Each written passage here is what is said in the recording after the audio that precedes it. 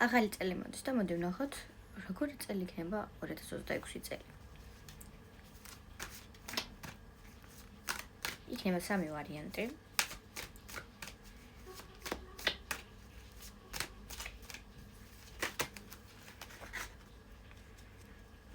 სამი ვარიანტი დავიცვე ამ ხოლმე, მოდი ესენი დავტოვოთ. პირველი, მეორე, მესამე. ჩაიფიქრეთ, ინტუიციას ენდეთ პირველივე წამების განმავლობაში და დავიწყოთ. ვარიანტი პირველი.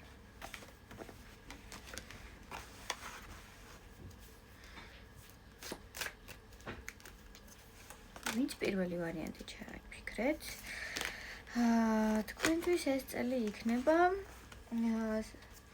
სიტუაციების გამოსწორებისა და გამოფხიზლების პერიოდი. მიატოვებთ ისეთ რაღაცებს, სადაც ყოფმანობდით, სადაც გაურკვევლობა იყო, თითქოს უფრო აზრზე მოხვალთ და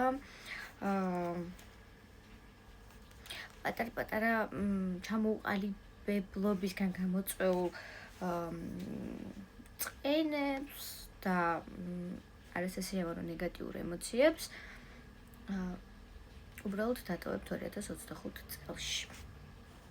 ეხლა ნახოთ მეორე ვარიანტი.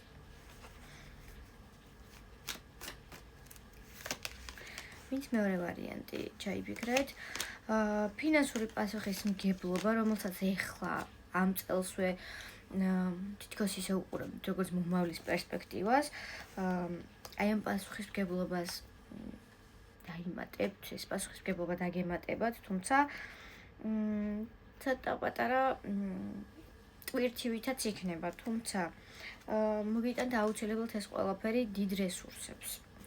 და მესამე ვერსია, ვინც ჩაიფიქრეთ, ვინც მესამე ვერსია ჩაიფიქრეთ, თქვენთვის 2026 წელი იქნება შემდეგი. გამოავლენთ თქვენ ძალას, თუმცა ამასთან ერთად პარალელურად ყურადღებით იყავით, იმიტომ რომ შეიძლება რაღაც გარკვეული შანსები გამოტოვოთ. იმისთვის რომ არ გამოტოვოთ შესაძლებლობები, აუცილებლად უნდა იყოთ ყურადღებით. ეცადეთ საკუთართან ბევრი არ ებრძოლოთ, იმიტომ რომ იქნება ამისი შესაძლებლობა ვერსია ამისი. ზოგიერთი შემთხვევაში იქნება საკუთარ დემონებთან ჭიდილი, თუმცა საბოლოო ჯამში მაინც თქვენს ხელშია ყველაფერი და უფრო მეტად თქვენივე გამოწვეული იქნება ეს ყველა მოვლენა, რასაც 2026 წელში ამ სახით მიიღებთ.